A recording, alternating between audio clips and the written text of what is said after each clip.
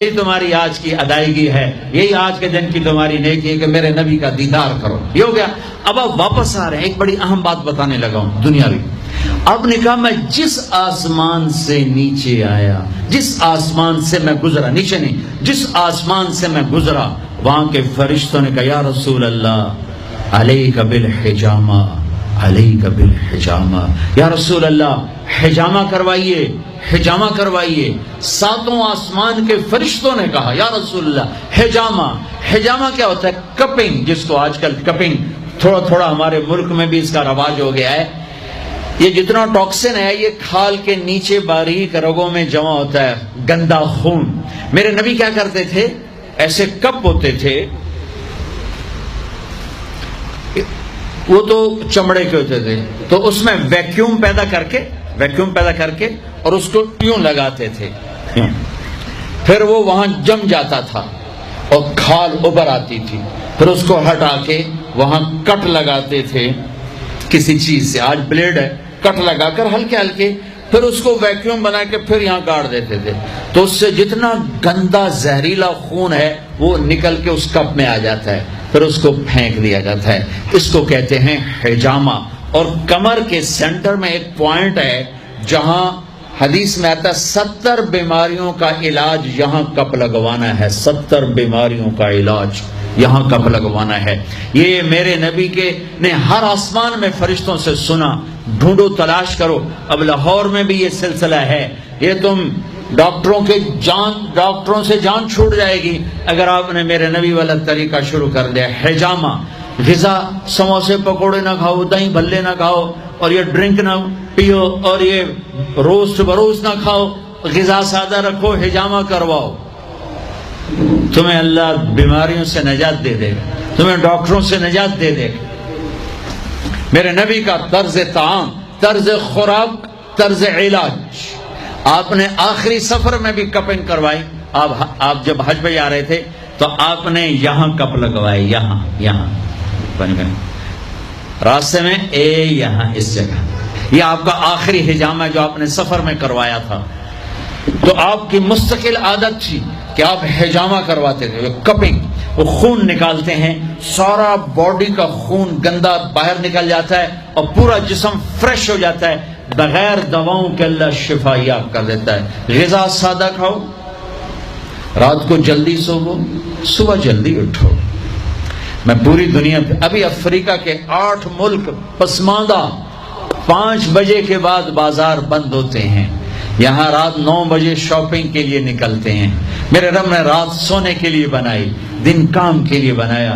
اتنی نحوست ہے کہ 12 بجے تک بازار نہیں کھلتے، 11 بجے تک بازار نہیں کھلتے.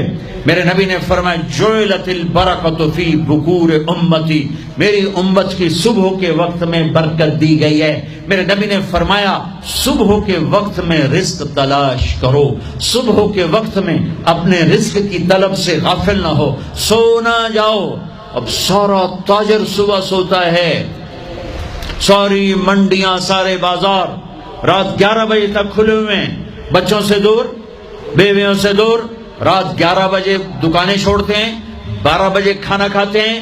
بچے یا سو چکے ہیں یا اپنے ٹی وی پر مشغول ہیں. یہ 12 بجے کھانا کھا کے ہی سوتا ہے. سارا کھانا پیٹ میں زہر بنتا ہے، پھر پیٹ پھول کے باہر. پھر جناب شیخ صاحب ٹردے جا رہے ہیں، آپ سجے پاسے تو پیٹ کھبے پاسے.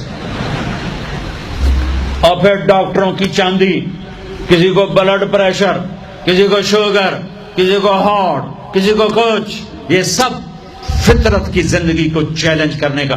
یہ ساری لوڈ شیڈنگ اللہ کی قسم ختم ہو جائے گی. شام مغرب پہ بازار بند کرو، صبح اٹھو. سارا یورپ، سارا امریکہ، سارا چائنا، سارا افریقہ میں جہاں پھر کر آیا ہوں، 5 بجے بازار بند ہیں. 9 بجے سناٹا ہوتا ہے، ہو کا عالم ہوتا ہے. تمہارے 9 بجے لبرٹی سے گزرا نہیں جاتا ہے. کیا ظلم و ستم ہے. نہ دین جانتے ہو، نہ دنیا جانتے ہو.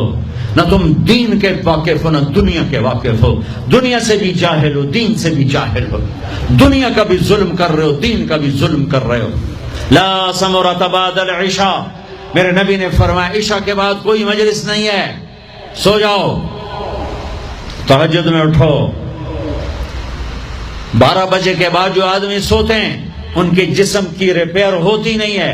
جو دن میں سوتے ہیں ان کے جسم نیند مستری ہے، پلمبر ہے، آپ کے پوری باڈی کی ریپیئر کرتا ہے نیند کا نظام. لیکن جب آپ 12 بجے کے بعد سوتے ہیں یا فجر کے بعد سوتے ہیں وہ کام ہی نہیں کرتا. وہ کہتا میری چھٹی میں نہیں کرنا. جب آپ 10 بجے سو جاتے ہیں وہ پورا ایکٹیو ہو جاتا ہے، پورے جسم کو چست کر دیتا ہے. جب آپ صبح 4 بجے اٹھو، 5 بجے اٹھو تو آپ تازہ ہوگے.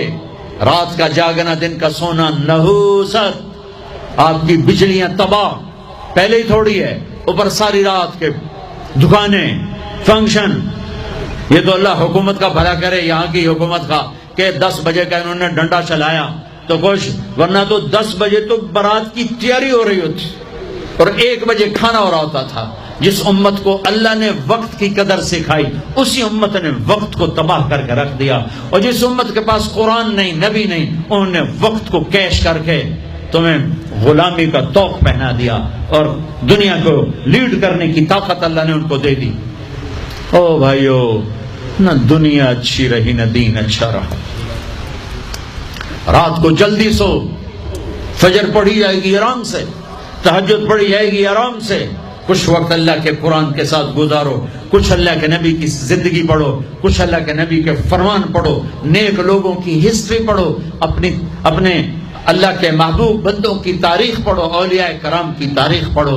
اپنے ماں باپ کو عزت دو، شادی شدہ ہو بیوی کو عزت دو، بیوی خامد کو عزت دے، اولاد کو عزت دو، وہ عزت لوٹ کے تمہاری طرف آئے گی. یہ میرے نبی ایک پوری زندگی لے کر آئے، دنیا کا بھی بتایا، آخرت کا بھی بتایا، علاج بھی بتا گئے، کھانا بھی بتا گئے، زندگی بھی بتا گئے. اے میرے عزیزو، ایک خوبصورت زندگی ہے جس کو سیکھنے کی محنت ہو رہی ہے. یہ تبلیغ کا کام